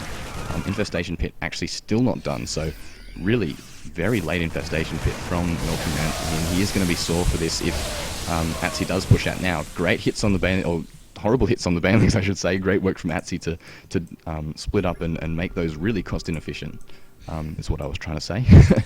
So yeah, Milky Man going to be scrambling to defend here. 13 banelings on the way, but not a lot of lings in support actually. But we do have 26 lings on the way, so he will be able to clean this up just fine. But with a bit of nice splitting and perhaps a really good clutch pickup from Atsi, he can still get cost efficient with this. Actually really fast tech to lair, going to skip out on the pathogen glands for these infestors and just go straight for broodlords and hive. Spire and hive at the moment looking for these broodlords, and a lot of lings out in the field. I still don't agree with this choice for an early hive though. Doesn't quite have the gas to support it, but he will be skipping infestors for the moment, so it should be fine. Only lings here to look to deny this marine push, but all of the lings just going to melt, actually no split from Atsi. Great baneling hits, huge baneling hits from Milky Man, but there isn't enough here in support to clean this up, or is there? Lings still streaming in, but they are just melting to this bio with the medevacs. 8 more banelings morphing, but the medevacs are out of energy, so these Marines will go down, managing to get cleaned up, but really cost efficient from Atsi. Just unfortunately that he did lose quite a few Marines to those Baneling hits and the beautiful Baneling hits from Milky Man, although he did lose a lot of Lings for absolutely no reason without that Baneling support. So we do have now a double drop coming in from Atsi, but Milky Man's actually got some incredible Overlord spread here, just Overlords everywhere around the map, but they are going to be really prone to be being picked off, so he has to be careful of that, but he is able to spot this drop way ahead of time, and Atsi actually in a really nice position, really get the pickup. He gets a great pickup and just manages to get up there before those Banelings hit. He's going to try and drop try and find any nook or cranny that he can to try and drop, and Marauder's actually taking a hell of a lot of Baneling hits here, manages to get really cost efficient on those Banelings, but the Infestors are here to clean this up. But he is actually going to take quite a bit of Infestor energy to finish this off. Yeah, and unfortunately for Atsi, still he's really cost efficient from Atsi. And he's quite close. He's been quite close to that supply cap for quite a while now. So there we go. So a bunch of supply depots now coming down to make sure that doesn't happen again. And I was actually going to comment when his minerals started to float up that he should chuck down a couple more barracks, and that's exactly what he did as he adds the reactors to them now. Yeah, and this third is actually super duper late from Atsi. He has had a little bit of trouble in his play lately of not being able to expand aggressively with this bio style, which he does need to do. He needs to pile on the aggression and really expand behind it really aggressively. But only now just taking this 17-minute third is gonna be really sore for that. And now 8 Infestors on the field with all of these Lings streaming down down to the third base, looking to deny it. Possibly getting caught out, but will these Lings run by, or will they just choose to engage here? There is a lot of bio here from Atsi, with plenty of Marauders here to tank Baneling hits. And great job actually just stimming forward with this little force, forcing him to waste a bit of fungal energy and a couple of Banelings. Great pre-split here from Atsi, just keeping on top of his micro, making sure that those Infestors can't get the fungus that they need, but he is starting to clump up a bit more now. Actually, these Infestors out of position, he could just stim up and try to take these out, but good Fungal actually managing to play a bit defensive here with these Fungals. Still doing a great job Atsi here, splitting up his forces and just being really annoying, forcing him to use up that energy, and still just splitting up. And with the upgrade advantage, he can really go for this attack and do a lot of damage. Heaps of Banelings here morphing, but no Lings underneath to tank damage, and Infestors taking damage. Banelings actually get a great hit on those Marines. So yeah, it's very close trade here from Milky Man, but he is still losing out in terms of the unit's lost value. And yeah, all of these Infestors are going to be taken out, and now the Corruptors here going to be giving away that he is already on this hive tech and going for this Greatest Fire. But again, with only just this fourth coming up, he's not quite going to have enough gas to support this tech path if he does need the support units underneath. But all of these Lings streaming into the third now, and there's no army left actually, so Atsi's going to lose all of these SCVs, it looks like. Does manage to pull them off in time, does need to lift the command center really quickly to save that. Not lifting up, he's not lifting up. Oh, this command center is... no, it's not going to fall actually, so does manage to keep that alive for now. Needs to stim in some bio here to clean up this force, and he does. I would have liked to see maybe a planetary fortress there from Atsi at his third, just to be safe with this bio, but there is another run by here in the natural, and these Lings just on hold position actually going to kill quite a few SCVs, and yeah, damage done there. Actually not getting as many worker kills as he might have liked. Only 7 workers killed, so he's going to get the repair off on this CC and manage to land it back down at his third. So really cost inefficient here from Milky Man, just throwing these Lings away, throwing these Infestors away, and now we do have Broodlords on the field, so these are going to come around down along the left of Atsi's main, and we'll see how good use he can put these to. Actually, yeah, great positioning here, able to float these over the top of the unreachable void outside of the main here, and no Vikings on the way from Atsi, so he's going to not actually respond to this. Oh, engagement in the middle, big Fungals coming down from Milky Man, but there's just too much bio here, not enough support units underneath these Infestors to do any damage, and actually, yeah, these Broodlords managing to supply block Atsi so that he can't get out these Vikings, so that's really unfortunate for him that he can't get out the response for these Broodlords. still supply blocked, and these broodlings doing so much damage to the supply depots, but still Atsy just pushing forward, even more. Huge Baneling morph here. Will he get them up in time? Lings melting to this bio. Still only on 1-1 actually Atsy is against these 2-2 Lings and Banelings. Banelings are going to finish, and will they get the good hits? No split from Atsy. Is he going to get... Oh, huge hits on the Banelings, and does manage to clean up that force with Corruptors here to clean up the Medivacs. So does manage to hold on, and still no response to these Broodlords. So now we do have some bios stimming underneath these Broodlords, and no, he's actually going to micro these back, and only manages to lose one there. So these Broodlords doing heaps of damage to the tech structures, actually managing to take out a factory, and about 10 supply depots in the main of Atsy here. Great positioning with those Broodlords. And actually SCB is distance spawning from the third here. I'm not quite sure what's going on there. But yeah, these Medivacs going to be having to be pulled back, and another big Baneling morph in the middle of the map here for Milky Man. Yeah, no, fortunately for Atsy though, those Medivacs are going to fly straight over the top of them, so he'll see that there's, he'll see what is coming, and he'll be able to, yeah, make an appropriate response. Yeah, Atsy just trying to get up this fourth base as desperately as he possibly can to just try and get a bit more mineral income to keep remaxing, and these Vikings, yeah, can't shoot up.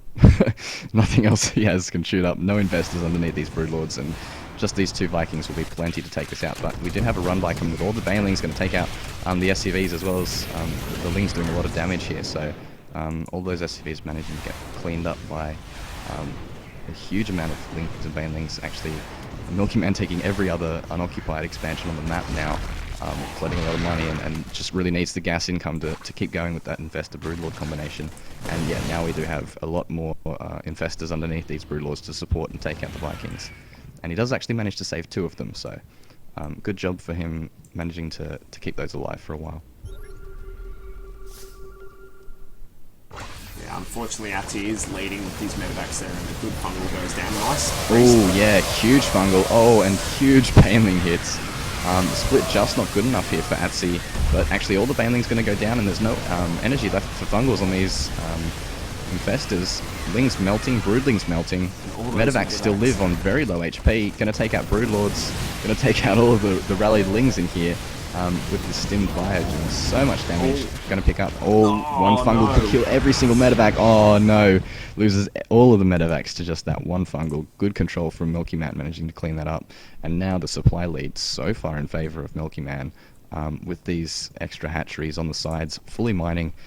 Still has a 3-base economy even at this stage in the game, and SCV is struggling to find a home here. When the third goes down for Atsy as well, unfortunately there. Mm-hmm. Yeah, these SCVs aren't actually mining at all, so there's the GG. Yeah, just couldn't keep up in the economy. This hyper aggression from Milky Man paying out, you know, really well for him. Does manage to take that game off Atsy, but a really good fight here from Atsy. Just it came down to those engagements where we were seeing kind of really good splits, but just not quite good enough, and then. You know, there was that clumping up of the Marines and Marauders, able to get some really good Baneling hits off from Milky Man, and the Fungals and the Broodlords doing all the damage in the main really didn't help the cause either. So really interesting game there, and a great game from both players, actually taking it way into the late game. Really good to see a solid macro game from both. Really close game, and TCP going to be taking that one. So now we are at 3-2 down, I believe. Yeah. Alright, so what we'll do now, guys, is I'm going to have a quick break because I've got to go and quickly do something. And so I'm guessing probably about 3 minutes' time, when the song that I put on finishes playing, we'll be ready to go again. And, Minnow, do you know any inside word on who's going to be up next? I have no clue. I guess we'll find out in just a moment. Alright, well, too easy, guys. So I'll make this a quick break and we'll be back shortly.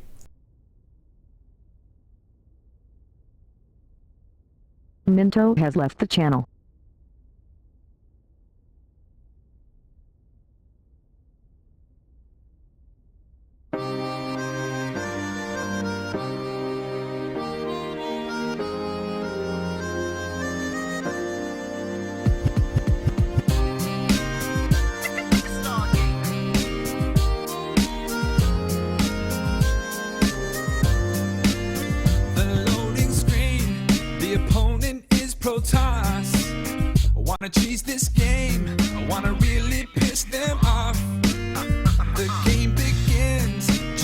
Chef, let's have fun. Little do they know they're gonna rage by the time you're done. And baby, I swear the strat's legit. If you're facing Zerg, prepare for it.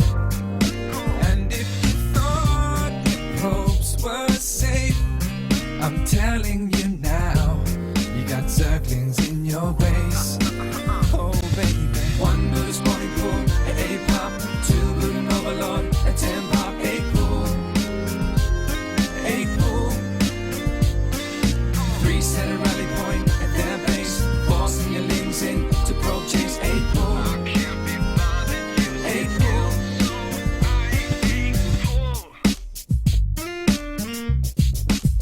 The loading screen, the opponent has gone Zerg. They'll probably 8-pool me, so we'll see who gets there first. The game begins, we both know this won't take long. Gotta go all in, even though we know it's wrong. And baby, I swear the strat's legit. If you're facing Zerg, prepare for it.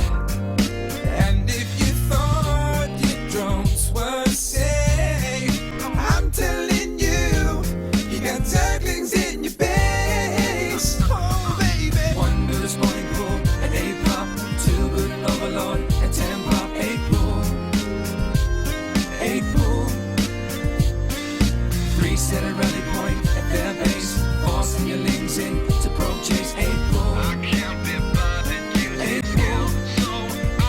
So scout fast and get your cannons ready. You know deep down that the Zerg players coming pretty heavy. Got a wall, keeping all your options open. The entrance to your Protoss base, yo, has not been broken. Look at your nexus, you find that your Protoss safe. And in reality, the Zerg players in disgrace. It's time to tech up and make your Protoss ball. We're talking GG Zerg players raging after all. 1 boot a spawning pool, an 8 pop, 2 boot an overlord, a 10 pop, 8 pool, 8 pool. 3 set a rally point at their base, forcing your lings in to probe chase. 8 pool, 8 pool. 1 boot a spawning pool, an 8 pop, 2 boot an overlord, a 10 pop, 8 pool, 8 pool. 3 set a rally point at their base, forcing your lings in to probe chase. 8 pool, 8 pool. 1 boot a spawning pool, an 8 pop, 2 boot an overlord, a 10 pop, 8 pool, 8 pool. 3 set a rally point at their base, forcing your lings in to probe chase. 8 pool, 8 pool. That was sick. Alright. That was sick. Alright, I've got the next one lined up. Hang on. I'll have to go onto SoundCloud. Minto has joined the channel. Welcome back. Thank you. Hopefully our players should be nearly ready to go. I believe, I think Blood Mist has actually just gone for a smoke before his game, so he'll be just chilled out as he possibly can be to play this one. Going to be another TVZ actually, so we'll see what variation Blood Mist can chuck at our triple killing Zerg Milky Man. Yeah, definitely. Or nearly, potentially triple killing Zerg. Yep, so whilst we do this, I'll just update the scoreboard. I have the chance. So we've got Milky Man bringing it out 3-2, and we've got Blood Mist coming in. Oh wait, hang on.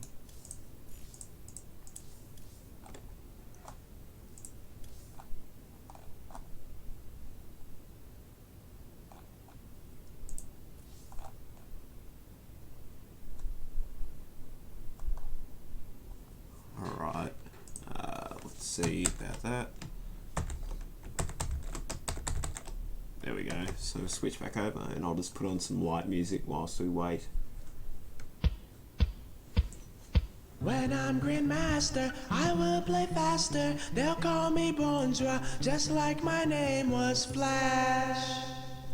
When I'm Grandmaster, I will play faster. They'll call me Bonjour, just like my name was Flash. But now I'm just flat, and now I'm just flat, and now I'm just flat. Oh, laced into bronze, it was so wrong. No games I won, so I made songs, but I stayed calm. And before long, I will be strong, just like J Dong. Now I'm in platinum, and I go at them, hoping for that one promotion. Learn from these streams, watch Gam TV, not that MC. I wish I was Korean. So we're laddering just to compete, and it's Saturday when we GG. So we patiently play and tune in today. We'll make it some way, but for now we say, when I'm Grandmaster, I will play faster. They'll call me Bonjour, just like my name was Flash. But now I'm just flat, and now I'm just flat, and now I'm just flat. Oh, so many doors right at my door. Pull their CVs into repair galore. I heard them say, toss is the way, toss is the answer. That's what they say. Look at these cheaters, combat and Deezer. I'd rather six pool like Action Jesus. They should promote us, flat bronze and gold suck. I know we'll be pro just if someone would coach us. We're laddering just to compete, and it's Saturday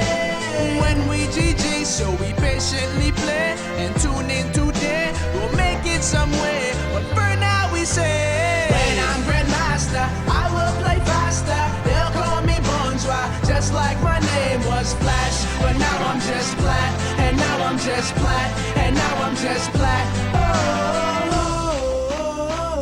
oh, oh, oh, oh, oh. Give me free wins, just retire. Take your cheesing back to ire. Build more bases, take the map, bro. Use control groups, learn to macro. In your natural, lings are dancing. As you lose your whole expansion, don't throw tantrums, just get practice. And remember, special tactics. Staying forever numb. It's okay if you play like a scrub. Let's rejoice in this beautiful game, cause regardless at the end of the day, we all say, when I'm Grandmaster, I will play faster. They'll call me Bonjour, just like my name was Flash. But now I'm just flat, and now I'm just flat, and now I'm just flat. Oh, when I'm Grandmaster, and I play faster, and I defeat you, don't you go getting all mad, or blame it on lag. Just wave your flag, just wave your flag. GG. When I'm Grandmaster, when I'm Grandmaster, and I defeat you, don't you go getting all mad. Don't you go getting all mad. Don't even blame it on lag. Lag, lag.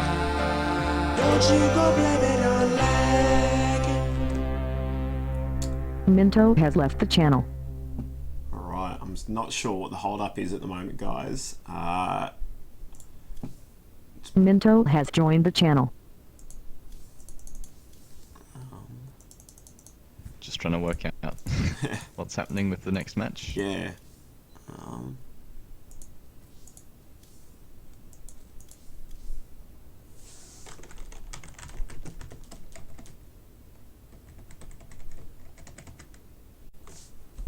So who was up next? Was it Blood Mist or? Yeah, I'm not sure. I think it was Blood Mist.